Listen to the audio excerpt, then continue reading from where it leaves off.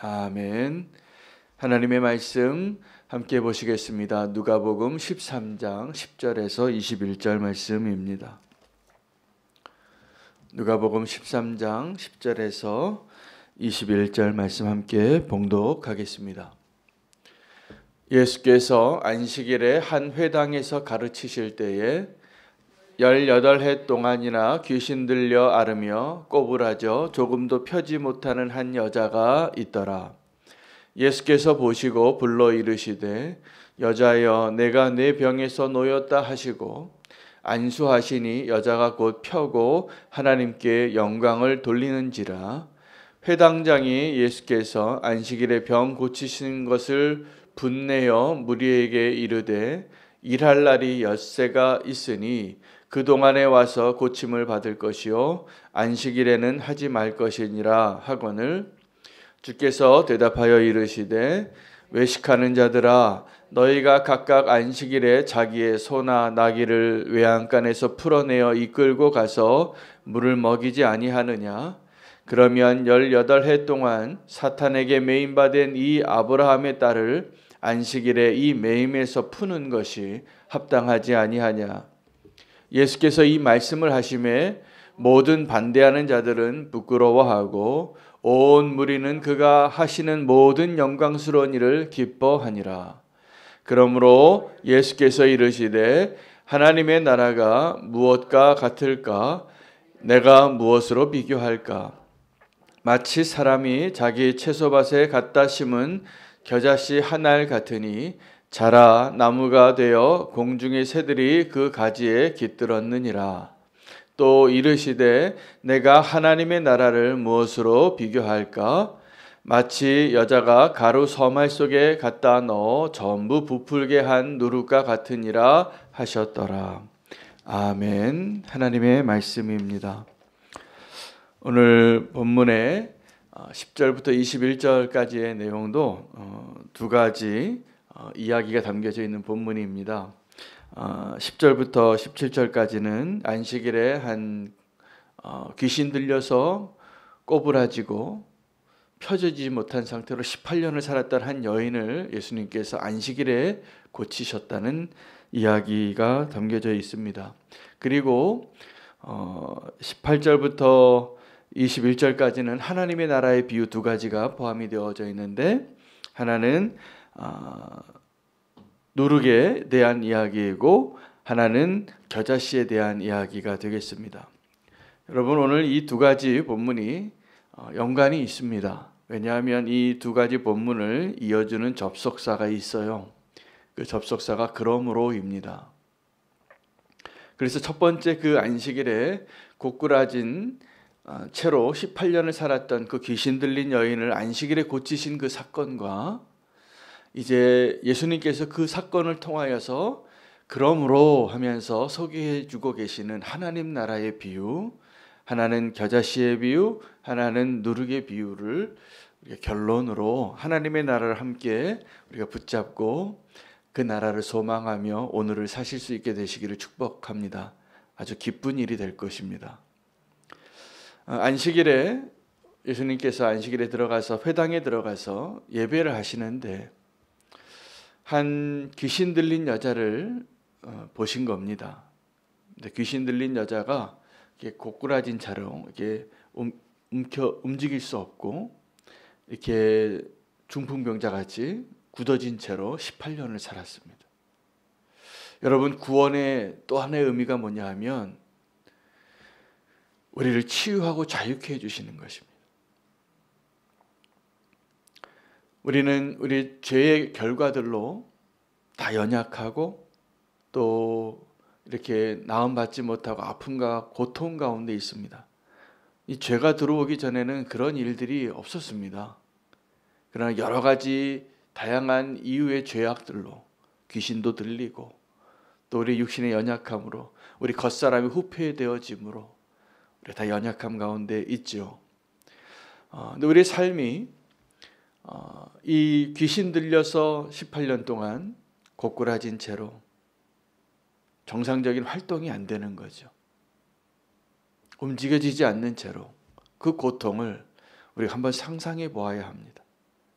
여러분 18년 동안 귀신이 들려서 움직이지 못하고 꼬꾸라진 채로 손가락질 받고 냄새 나고 더러워서 사람들이 가까이 하고 싶지 않고 상대하고 싶지 않은 상태로 있었던 그 여인을 보고 예수님과 회당장의 모습이 너무나 비교되지요.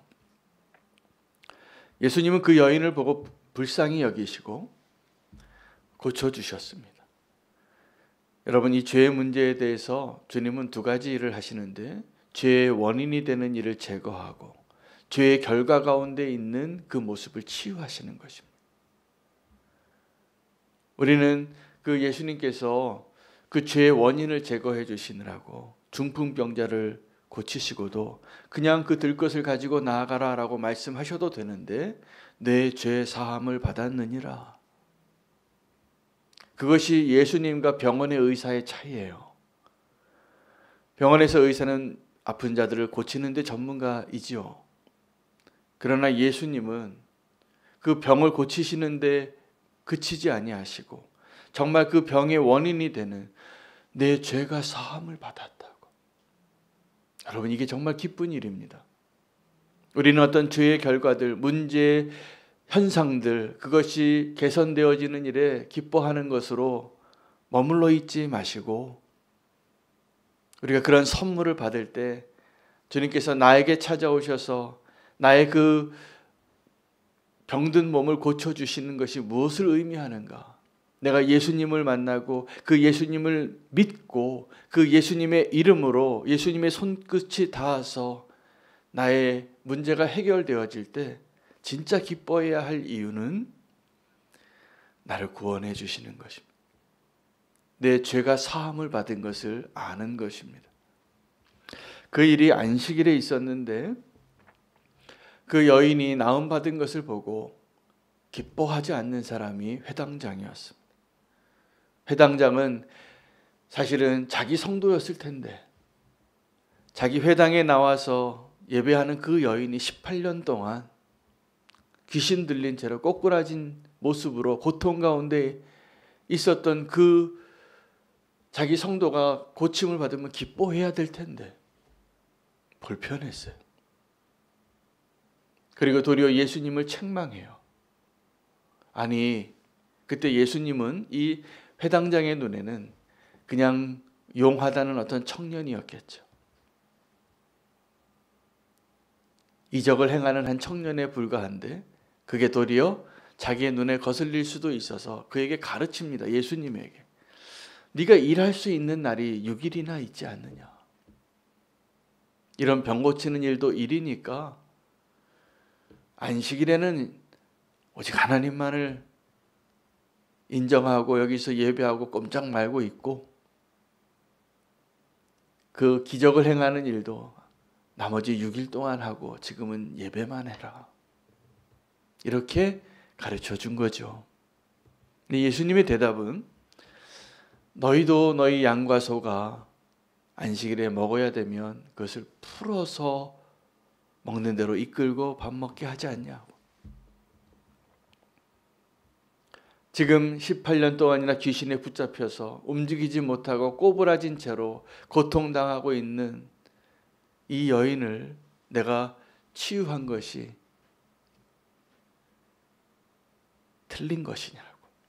이 안식일 논쟁 가운데 또 저는 이전의 안식일의 논쟁에는 왜 벼 이삭을 손으로 비벼서 먹느냐고. 그 일을 행했다고. 일한 거라고 보고 그렇게 예수님에게 시비했습니다. 근데 예수님의 답변은 다윗도 이전에 쫓기는 가운데 있을 때 제사장이 신선한 떡을 먹지 않았느냐고. 왜 그거 가지고는 아무 소리 안 하고 지금 내가 내 일행과 함께 하는 것을 이 조그만 눈에 있는 티끌이라도 붙잡고 시비하는 그 사람들의 눈에는 예수님이 그 안식일의 규정을 지키지 않는 그 자유함이 못마땅한 거예요. 그리고 예수님이 그때 말씀해 주신 것이 인자가 안식일의 주인이라고. 그리고 그 다윗의 이야기를 하신 이유는 그들이 그 다윗에게는 시비를 걸지 않았어요. 왜냐하면 너무나 특별한 하나님의 사람이니까. 그 예수님의 답변은 내가 다윗보다 더 큰 자라는 걸 말씀하신 거예요. 여러분, 구원이 무엇을 의미하는 것이냐면 우리의 그 죄의 속박에서 우리를 자유케 해주시는 하나님의 은혜를 의미합니다. 그래서 회개가 기쁨입니다. 이 여인은 18년 동안 귀신이 들려서 몸이 움직이지 않아서 몸이 굳어져서 고통당하고 있었는데 그 회당장은 18년이 아니라 더 훨씬 오랜 세월을 그 마음이 펴지지 않은 상태로 굳어진 상태로 메시아가 와도 하나님의 아들이 와도 기뻐할 수 없는 자로 살고 있는 겁니다. 오늘 하나님께서 우리의 굳은 몸과 우리의 굳은 마음을 다 풀어주시고 자유케 해주시기를 축복합니다. 오늘 그 기쁨이 우리에게 누려지기를 원합니다. 복음의 능력은 우리를 자유케 하는 것입니다.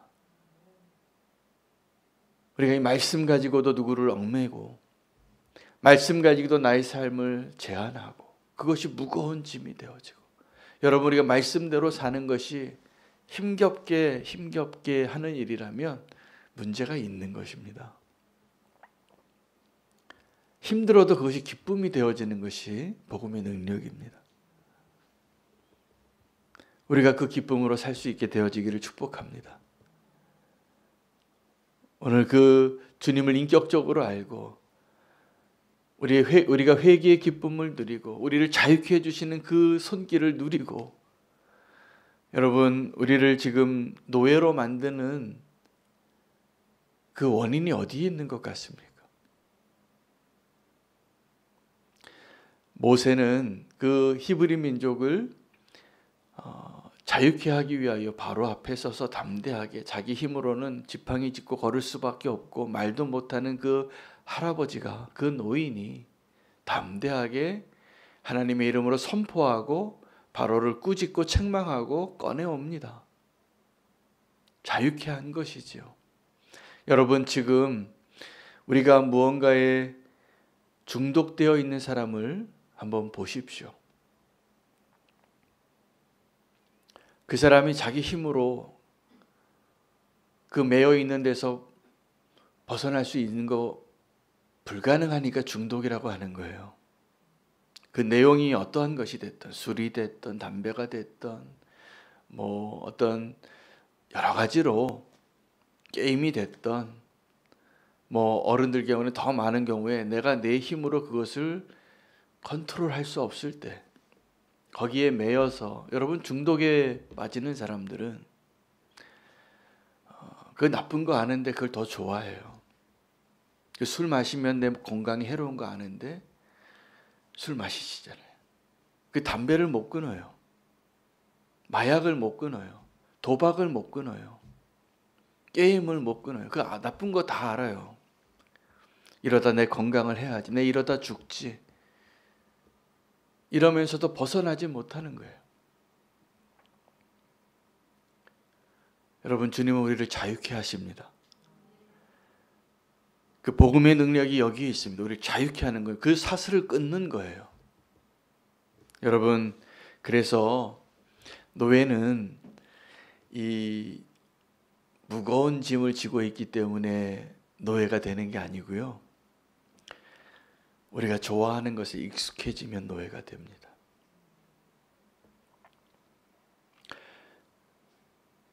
익숙해지는 것을 벗어나시기 바랍니다. 늘 믿음으로 사십시오. 저는 우리는 교회가 안주하지 않았으면 좋겠어요. 그래서 매해 하나님이 주시는 비전을 가지고 매해 하나님 주시는 말씀을 가지고 매해 성령님께서 이끄시는 대로 날마다 새로운 일에 순종할 수 있는 믿음으로 설 수 있는 그 교회가 될 수 있도록 함께 우리가 믿음의 소망을 붙잡게 되기를 원합니다. 익숙해지지 아니하고 여러분 그래서 우리가 노예가 되지 않고 믿음으로 자유케 되어지는 자로 살기를 축복합니다.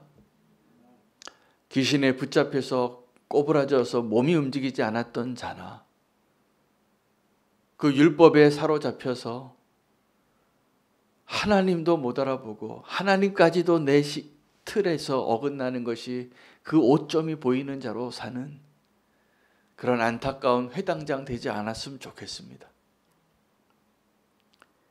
익숙해지지 않고 자유한 자가 되시기를 축복합니다.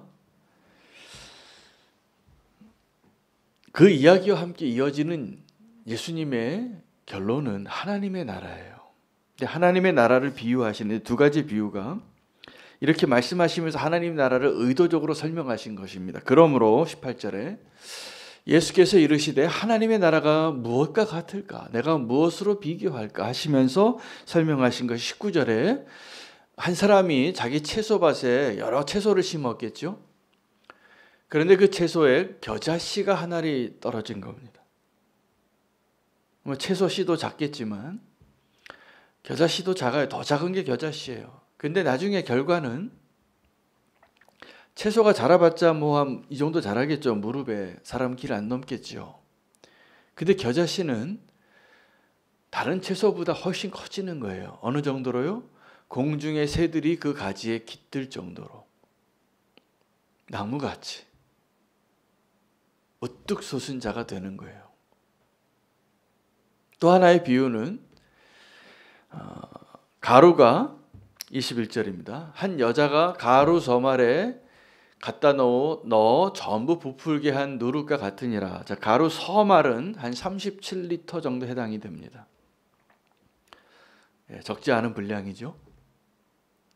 근데 거기에 그 누룩을 이스트를 넣으면 폭발적으로 팽창해요.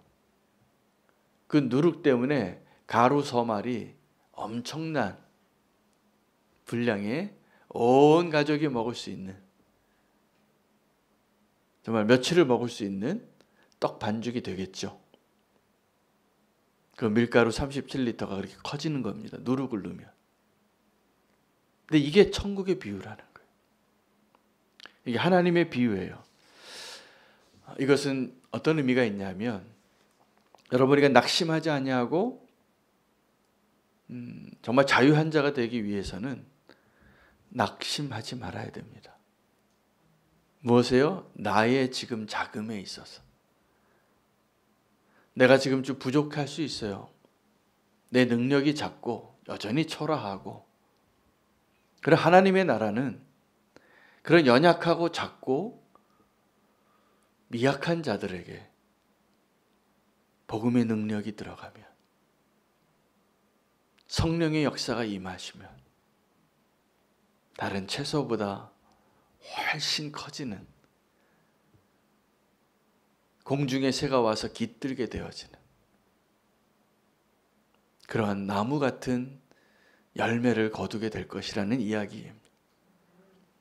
여러분에게 진정한 소망이 있어지기를 원합니다. 천국의 그 복음의 능력을 우리가 오늘도 믿음으로 소망하며 나아갈 수 있으면 좋겠습니다. 불가능해 보이죠? 언제요? 내 능력으로 생각하며.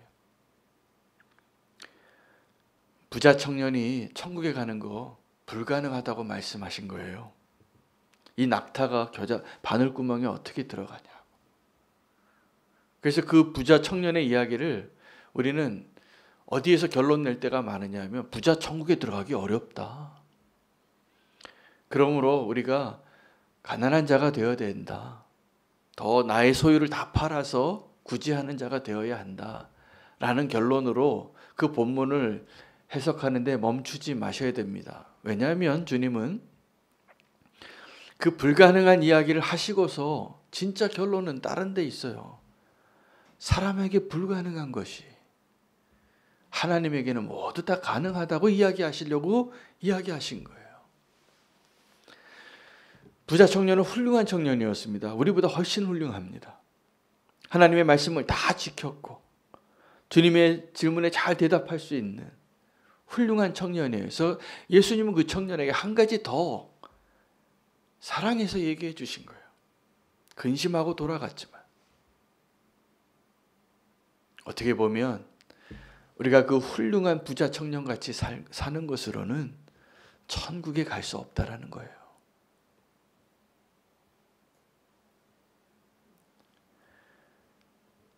주님께서 불가능해 보이는 우리를 들어서 놀라운 기적을 행하시는 게 하나님의 나라의 비유입니다. 그게 겨자씨 비유고 그게 누룩의 비유예요. 우리는 성공하는 것에 대한 꿈이 있습니다. 다. 그게 인생을 잘 사는 것이라고 생각해요. 근데 우리 인생의 성공은 세상 사람들이, 하나님을 알지 못하는 사람들이 높아지고 더 많아지고 더 강해지고 유명해지고, 이게 성공이 아니라고 말씀하시는 거예요. 분명히. 우리는 채소밭에 있는 그 나무 같은 존재가 되는 걸 늘 꿈꾸기 위해서 힘이 필요하다고 생각해요. 아니요. 진정한 믿음이 필요합니다. 소망이 필요합니다. 낙심하지 마시기를 축복합니다. 우리가 생각하기에 불가능해 보이는 것. 저는 올해 이야기를 계속 할 것 같아요. 작은 자 사역을 하라고 주님이 말씀하셨기 때문에. 이거 하려고 해보니까 불가능해 보여요. 제가. 우리 할 수 있을까? 근데 그래서 소망이 있어요. 이거를 내 힘으로, 예산으로 할 일이 아니고 그렇게 하지 말아야 합니다. 주님의 목적은 그냥 우리가 그냥 가지고 있는 그 주먹에 가지고 있는 그 조그마한 것 흘려가는 것에 목적이 있지 않고요. 우리를 바꾸시는 데 목적이 있으신 것 같아요.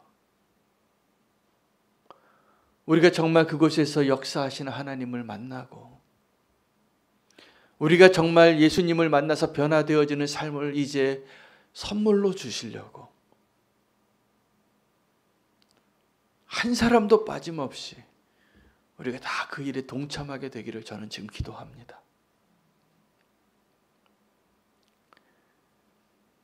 하나님의 나라를 나의 힘으로 하려고 하지 마시고 빨리 나에 대해서 절망하세요. 그리고 주님을 꿈꾸실 수 있는 그 나라를 우리가 함께 소망하며 주님의 일하심을 기대하며 이 악한 세상에, 이 사랑이 식어져가는 세상에 우리는 그래도 소망으로 주님을 믿는 자답게 주님이 우리와 함께 하심으로 우리가 다 누룩이 되는 겁니다. 맛을 내는 소금이 되는 것입니다. 어둠을 비추는 빛이 되는 것입니다. 오늘 우리가 그 복음의 능력에 주목하여 소망으로 함께 꿈꿀 수 있는 그 명령을 받았거든요. 그래서 오늘 우리가 그 소망으로 이 말씀을 꼭 받으시기를 축복합니다.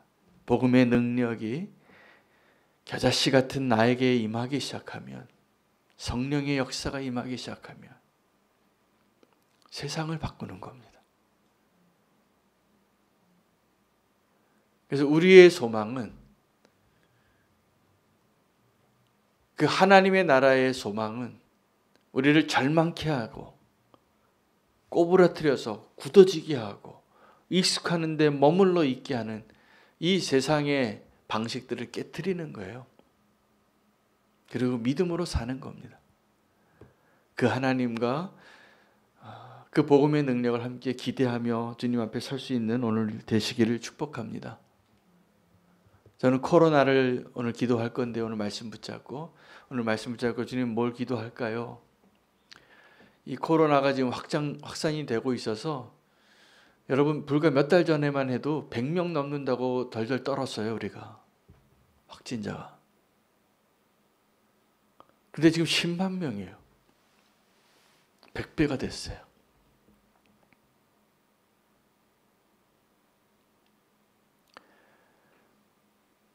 이 상황 가운데 우리가 두려워하고 또 익숙해지기도 하고 그러는 가운데 있는데 주님이 무슨 일을 하고 계시는가를 좀 보시기 바랍니다. 지금 한 2년 넘짓한 이 시간 동안에 주님이 하시는 일들이 우리의 삶의 모습 가운데, 영역 가운데 굉장히 많더라고요.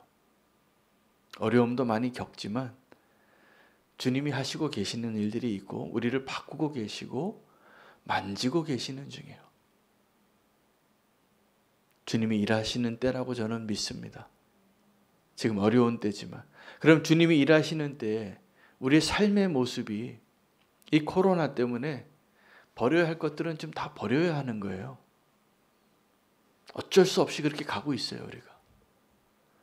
그러나 더 중요한 것을 보게 하시고 놓치지 않게 하시고 그것을 위해서 살게 하려고 이 세계를 지금 하나님께서 흔들고 계시고 빚고 계시는 것을 믿음으로 보실 수 있게 되시기를 축복합니다.